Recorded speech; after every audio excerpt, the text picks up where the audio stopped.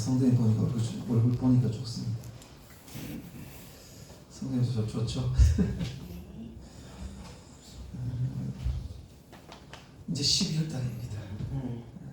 12월 달에 이제 마무리를 잘 하시고 또 이제 새로운 또 2024년도가 이제 30일밖에 안 아니죠. 29일입니다. 29일밖에 안 남았습니다. 어떻게 보면 이 끝맺음이 다시 새로움으로 이어지는 역사가 된 적이 있습니다. 그러잖아요. 끝맺음을 잘하는 게 1년에 성공한 거라고 이야기하지 않습니까? 왜냐하면 뒤에가 또 새로움이 있기 때문입니다. 성도님들 끝맺음을 잘하고 또 새롭게 지나가는 우리 간접교회 성도 되시기를 간절히 원합니다. 자, 이스라엘과 모세가 하나님께 원망하고 불평했습니다. 그렇죠? 근데 모세의 원망과 이스라엘의 불평은 어떻게 보면은 정당할 수가 있어요. 그렇죠? 왜냐하면 모세가 모세의 말로 통해서 많이 힘들었잖아요. 고역이 많았잖아요. 아픔이 많았잖아요. 그래서 이해는 되지만 정말 그 가운데서라도 주의 말씀 붙들고 살아갔더라면 얼마나 좋을까라는 생각이 듭니다.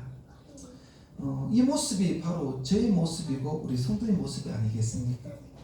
다시 한번 우리가 이 상황에서 우리가 어떻게 해야 되는가 한번 우리가 말씀을 통해서 한번 우리의 모습을 돌아보면 그냥 돌아보는 것만 끝나는 것이 아니라 그 말씀을 어떻게 살아갈 것인가 대해서 한번 생각해 보도록 하겠습니다.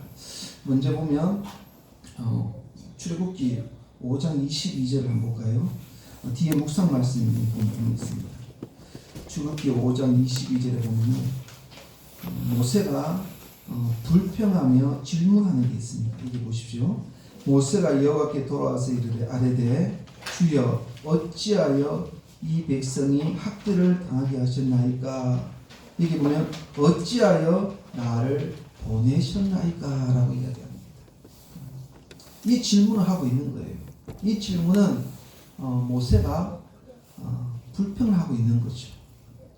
여기에 대해서 하나님은 어떻게 말씀하셨는가. 자, 오늘 본문입니다. 출애굽기 6장 1절 한번 볼까요? 출애굽기 6장 1절에 보면 여호와께서 모세에게 이르시되 이제 내가 바로에게 하는 일을 내가 보리라. 강한 손으로 말미암아 바로가 그들을 보내리라.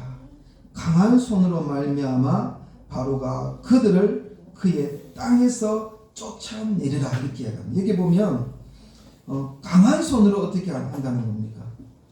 바로가 그들을 보낸다라고 이야기하고 또 강한 손으로 말미암아 바로가 그를 어떻게 한다는 겁니까? 땅에서 쫓아낸다라고 이야기를 하고 있는 겁니다. 강한 손이라는 말을 두 번이나 이야기하고 있습니다. 왜 강한 손으로 이야기할까요? 그냥 하나님께 구해내신다 이렇게 이야기하면 되는데 왜 강한 손이라는 말을 왜 두 번이나 이야기를 하고 있습니까? 그 말은 바로가 이스라엘 백성들을 쉽게 보내지 않겠다는 것입니다. 쉽게 430년 동안 종으로 삼았잖아요. 그죠? 노예로 삼았잖아요. 그래서 쉽게 보내지 않는다는 겁니다. 쉽게 가지 않는다는 것을 이야기하는 거죠. 강한 손으로만 해야지만 갈 수가 있다는 겁니다. 그 이유가 뭐냐면 제가 저번에도 말씀드렸지만 이 바로를 상징하는 게 뭔지 아십니까? 바로를 상징한다는 것은 사단을 상징합니다. 우선도 잘 아시겠지만 사단이 영을 지배하면 쉽게 나가지 않습니다. 사단이 우리 영혼을 사로잡으면 쉽게 나가지 않습니다. 그래서 강한 손으로 할 수밖에 없는 거죠. 우리 성도님 지금 제가 말씀을 전하면은 어느 정도의 이해가 되실 겁니다. 그죠? 왜냐? 우리는 성령을 통해서 깨닫기 때문입니다. 그런데 세상 사람들 앞에서 가서 이 말씀을 전해보시고 물론 그 가운데 말씀을 영으로 통해서 말씀을 받는 사람이 있습니다. 그 반면에 말씀을 전하면 이해를 못합니다. 오히려 싫어합니다. 오히려 길을 막습니다. 왜냐하면 세상의 영이 가득 차기 때문에. 한번 귀신에 잡히면 쉽게 나가지 않는다는 거예요. 그래서 오늘 본문에 이 강한 손으로 이야기를 하고 있는 거예요. 출애굽기 3장에 보면은 하나님께서 미리 이 상황을 말씀해 주셨어요. 다시 말하면, 야 모세야, 네 마음 단디히 해래. 사투리 이야기하면 단디히 해래. 쉽게 보내지 않을 거다. 미리 하나님께서 말씀하셨어요. 어떻게 해야지 보내집니까? 바로 10가지 재앙, 이 재앙입니다. 10가지 재앙을 쳐야지 가능하다는 거죠. 자, 3장 19절 20절 한번 볼까요? 제가 읽어드리겠습니다. 여기도 똑같은 말씀이지만 이 말씀은 하나님께서 미리 말씀하신 거예요. 한번 보겠습니다. 내가 아노니 강한 손으로 치기 전에는 애국 왕이 내가 가도록 허락하지 아니하다가 내가 내 손을 들어 애국 중에 여러 가지 이적으로 그 나라를 어떻게 한다는 거예요? 친 후에야 그가 내를 보낸다라고 이야기를 하고 있습니다. 성경을 한번 볼까요? 이게 없는데 데살로니가 전서 5장 한번 5장 23절을 한번 보겠습니다. 데살로니가 전서 5장 23절. 진짜 이제 됐죠? 23절을 같이 한번 읽어볼까요? 5장 23절 시작. 평강의 하나님이 친히 너희를 온전히 거룩하게 하시고 또 너희의 온 영과 혼과 몸이 우리 주 예수 그리스도께서 강림하실 때에 흠없게 보존되기를 원하노라. 아멘. 여기에 보면은 평강의 하나님께서 친히 너희를 온전히 거룩하게 하신다라고 이야기하시면서 뭐라고 이야기하죠? 영, 혼, 몸에 대해서 이야기를 합니다. 성도님들, 우리 교단에서도 영혼과 몸에 대해서 그냥 이렇게 이야기하고 영과 혼과 몸을 구분해서 말씀하시는 목사님도 계십니다. 이건 이단이 아닙니다. 영혼과 몸은 2분설이라고 이야기하고 영과 혼을 3분설이라고 이야기하는데, 근데 이것을 가지고 2단이 3단이 아닙니다. 이건 당연히 이렇게 영혼을 같이 묶어서 이야기할 수도 있고 몸을 이야기할 수도 있는 겁니다. 여기 보면 영과 혼과 몸이라고 이야기하고 있죠. 영과 혼. 자, 영은 무엇입니까? 영은 바로 하나님과의 관계가 있습니다. 다시 말하면 영은 바로 성령이 거처하는 곳이 바로 영입니다. 영. 혼은 뭐냐? 혼은 우리의 생각, 우리의 마음, 우리의 행동. 이게 좀 어렵게 이야기하면 지정의라고 이야기하죠. 사람은 깨닫게 되고, 그렇죠? 깨닫게 되고 사람은 느끼게 됩니다. 사람은 행동할 의지가 있습니다. 행동하게 됩니다. 이것은 모든 사람들에게 다 있어요. 이 몸은 우리의 이 몸을 의미하는 거죠. 왜 제가 이 말씀을 이야기하느냐? 혼보다 강한 게 무엇입니까? 혼. 영이 강합니다. 영이 강합니다. 영은 바로 성령이 거하는 곳이 바로 영입니다. 영입니다. 근데 우리는 때로는 우리는 혼으로 살 때가 많아요. 혼이라는 것은 뭐냐면 내 생각, 내 마음, 내 행동. 혼으로 산다는 것은 내 힘으로 산다는 것을 의미하는 거예요. 그냥 내 생각대로 사는 거예요. 내 마음대로 사는 거예요. 내 뜻대로 행동하는 거예요. 이게 바로 혼입니다. 영으로 산다는 것은 뭐냐면 성령으로 통해서 생각하고 성령을 통해서 느끼고 성령을 통해서 행동하는 게 영으로 산다라고 이야기합니다. 영이 무엇을 사로잡습니까? 혼을 사로잡아요. 그럼 혼은 바로 몸으로 행동하게 만드는 것입니다. 이게 바로 영혼 몸입니다. 그래서 성도님 잘 보십시오. 우리는 이 세상을 살아갈 때에 세상 사람들도 그렇지만은 영으로 살 때가 많습니까? 혼으로 살 때가 많습니까? 저는 천천히 생각해 보니까 혼으로 살 때가 많아요. 내 생각대로 살 때가 많습니다. 내 마음으로. 그런데요, 더 놀라운 것은 뭔지 아십니까? 혼으로 영을 이기려고 해요. 안 됩니다. 이 영은 성령의 영을 이야기하는 것이 아니고, 사단이 혼입니까 영입니까? 영입니다. 근데 이 영을 어떻게 우리가 혼으로 이길 수 있습니까? 이길 수 없습니다. 절대로 이길 수 없습니다. 우리의 생각과 우리의 마음과 우리의 행동으로 절대 우리 영은 이길 수 없습니다. 근데 그 영을 어떻게 이깁니까? 성령으로 이길 수밖에 없다는 거예요. 그 강하신 능력, 여호와의 능력밖에 없다는 거예요. 계속 우리가요, 혼으로 이기려고 하는데 안 됩니다. 아무래도 안 됩니다. 혼으로 이긴 방법은 말씀으로 대항할 수밖에 없고 기도로 대항할 수밖에 없습니다. 그래서 기도하는 겁니다. 그래서 말씀 듣는 겁니다. 그래서 찬양하는 것입니다. 그래서 이길 수 있는 겁니다. 오늘 성경에 보면은 강한 손으로 이끌어 가신다는 것을 이야기하죠. 그러면 구체적으로 영으로 이기는 방법이 어떤 방법입니까? 어떻게 이스라엘 백성들이 400년 동안 있었던 그 애굽에서 나올 수 있습니까? 자, 한번 성경 한번 볼게요. 출애굽기 21장 한번 볼까요? 이 해결 방법입니다. 출애굽기 12장 21절에 자, 읽어드릴게요. 모세가 이스라엘 모든 장로를 불러서 그들에게 이르되 너희는 나가서 너희의 가족대로 어린 양을 택하여 유월절 양으로서 참고 우슬처럼 볶음을 가져다가 그릇에 담은 피에 적셔서 그 피를 문 임방과 좌우 솔주에 뿌리고 아침까지 한 사람도 자기 집 문 앞에 나가지 말라. 여호와께서 애굽 사람들에게 애굽 재앙을 내리려고 지나가실 때에 문 임방과 좌우 문솔주의 피를 보시며 여호와께서 그 문을 넘으시고 멸하는 자에게 너희 집에 들어가서 너희를 치지 못하게 하실 것임이니라. 이렇게 이야기합니다. 여기 보면 제가 수도 없이 이야기했죠. 말씀했는데 이스라엘 백성들이 언제 나갑니까? 결정적인 순간 10가지 재앙입니다. 10가지 재앙에 무슨 절? 6월절 때 나갑니다. 6월절. 오늘 성경을 이야기하고 있죠. 그 문설주의 문인방과 문설주의 피를 바르는 자마다 장자는 죽음을 면해요.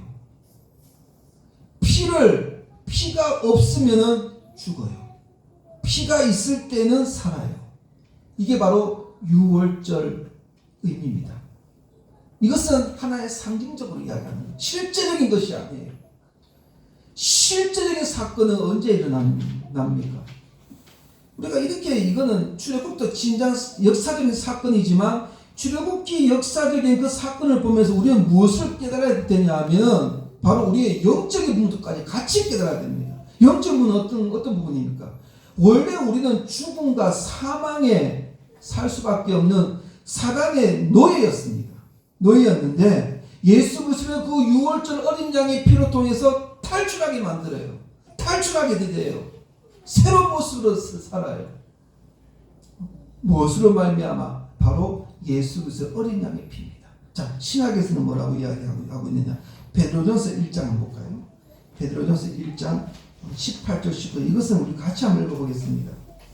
18장 19절 시작. 너희가 알거니와 너희 조상이 물려준 헛된 행실에서 대속함을 받은 것은 은이나 금같이 없어질 것으로 된 것이 아니요 오직 흠없고 점없는 어린 양 같은 그리스도의 보배로운 피로 된 것이라니라. 이렇게 뭐예요? 오직 흠없고 점없는 어린 양의 무슨 피로요? 그리스도 보배로운 피다라고 이야기를 하고 있는 거예요. 보배로운 피. 성도님들, 우리가 차를 타고 가지 않습니까? 자동차를 타고 갈 때도 있고 버스를 타고 갈 때도 있고 비행기를 타고 갈 때도 있고 이렇게 합니다. 그죠? 근데 우선들 비행기를 타고 가든 자동차를 타고 가든 버스를 타고 가든 어떻게 하면 됩니까? 가만히 앉아 있으면 돼요. 그죠? 버스에 맡기면 돼요. 자동차에 자동차를 맡기면 돼요.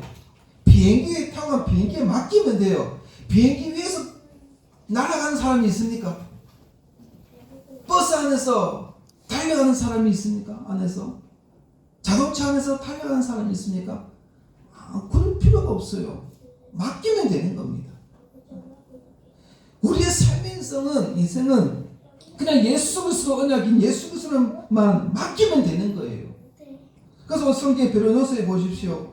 은이나 금같이 없을 것이 된 것이 아니요 헛된 행실로 되는 것이 아니라는 것입니다.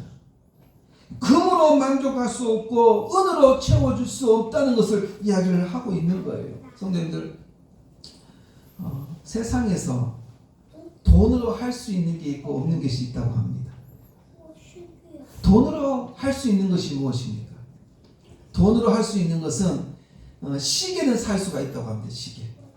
시계는 살 수 있지만 무엇을 할 수 없다? 시간은 살 수가 없습니다. 침대는 살 수가 있습니다. 그죠? 근데 잠은 살 수가 없습니다. 생명보험은 넣을 수가 있어요. 돈으로. 근데 생명은 보장할 수가 없다라는 것입니다. 우리 삶이 그렇다는 거예요. 우리의 생명은 우리가 어찌할 수 없어요. 생명은 누구에게 있다는 겁니까? 오직 예수 그리스도밖에 없다는 것을 이야기를 하고 있는 거예요. 그리고 이게 첫 번째 바로 모세가 불평했던 담입니다. 두 번째는 출애굽기 5장 21절을 볼까요?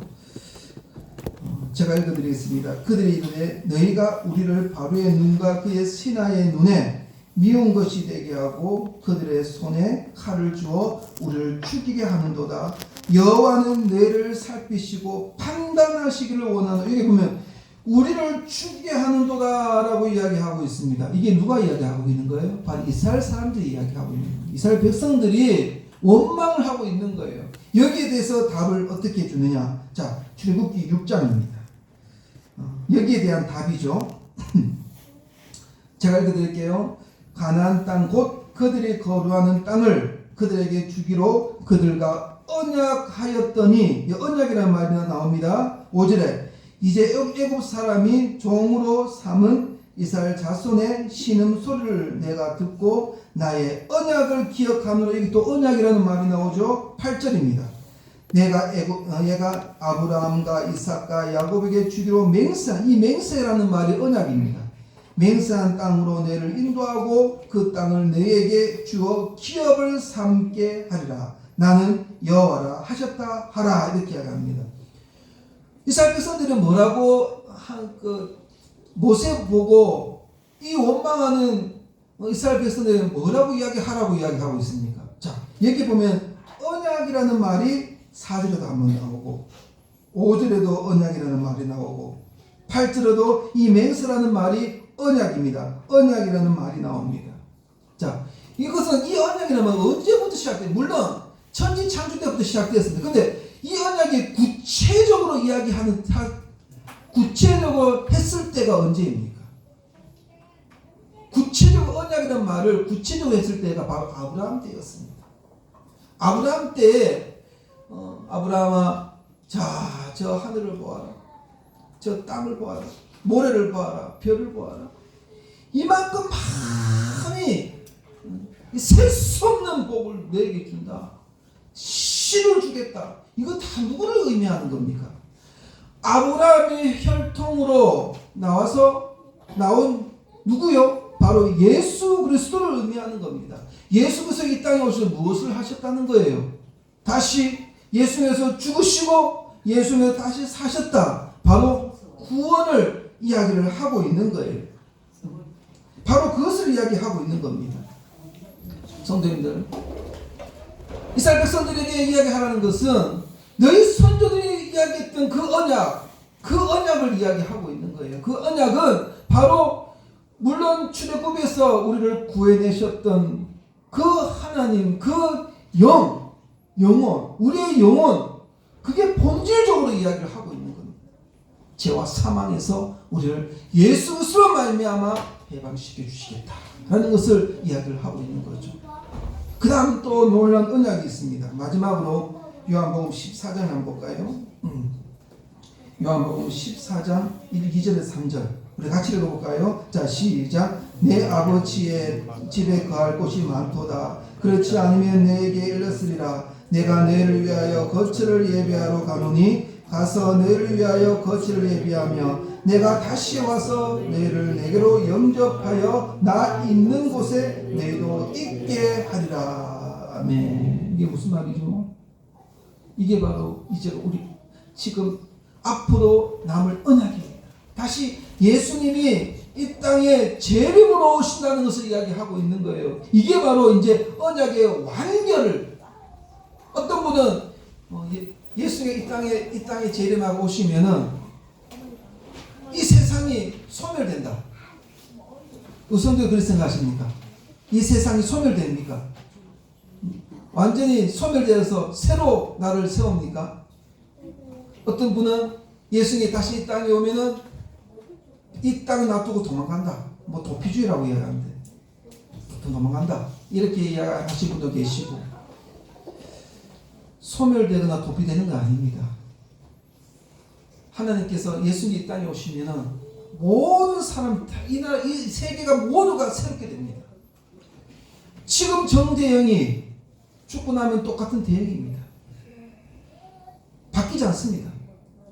지금 살고 있는 바로 그 연속 새 피조물 재창조라는 말이 뭐냐면 우리를 새 것처럼 새롭게 하겠다는 이야기예요. 우리의 몸은 얼마나 부족한지 모릅니다. 하나님께서 천지창조를 창조했을 때 인간의 몸을 정말 아름답고 귀하게 만들거든요. 그것을 훼손시키지 않습니다. 예수님께서도 죽으시고 나서 예수님 몸이 완전히 바뀌어서 똑같은 모습으로 했어요. 물론 좀 새롭게 바뀐 것 뿐이지, 예수님은 그대로 육체적인 몸을 가지고 죽고 나서 제자들에게 찾아왔어요. 우리도 이렇게 바뀌어진다는 거예요. 새롭게 된다는 것입니다. 우리는 그 예수 그리스도의 그 언약을 기억하면서, 성도님들, 오늘 제가 결론적으로 오늘 7절을 한번 볼까요? 7절을 한번 보겠습니다. 출애굽기 6장 7절에 너희를 내 백성으로 삼고 나는 너희의 하나님이 되리니 나는 애굽 사람의 무거운 짐 밑에서 너희를 빼낸 너희 하나님 여호와인 줄 내가 알지라. 내 백성을 삼고 내 하나님이 되겠다. 이게 바로 출애굽의 목적입니다. 내 백성을 삼기 위해서 이것이 바로 목적입니다. 그러면 방법은 무엇입니까? 방법은 바로 어린 양의 피밖에 없다는 것입니다. 근거는요, 바로 언약이었습니다. 아브라함, 이삭, 야곱, 요셉의 다윗까지 언약의 근거였다는 겁니다. 지금 또 변함없이 하나님의 언약이 우리는 눈에 보이지 않지만 지금도 그 언약의 손길이 우리와 함께 하신다는 것을 우리는 놓치지 말고 한 주간 살아갈 때에 주님만 바라봅시다. 아버지만 바라봅시다. 성령 바라볼 때에 우리는 이깁니다. 승리하게 되어 있습니다. 게임 끝입니다. 한 주간 오직 예수 믿음으로 살아가는 저 올성 되시기를 간절히 원합니다. 기도하겠습니다.